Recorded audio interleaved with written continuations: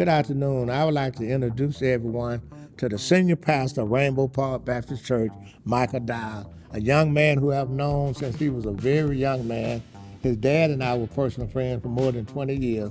Mike has been so grateful to open up his doors for us to stay in the community at Rainbow Park Baptist Church to serve our families during our renovation on Flat Shoals Parkway.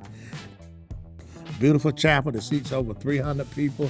We have several viewing rooms here. We kind of reduplicated everything that we had on Flat Shoals Parkway. Pastor, would you have anything you'd like to say? Dr. Levett, I'd just like to say thank you so much to you and the entire funeral home for helping us to fulfill our mission here in the community to serve the families during their time of need. So we love you all being here, and we're happy to serve in whatever way we can. We thank you so very much. Thank you so much, Mike.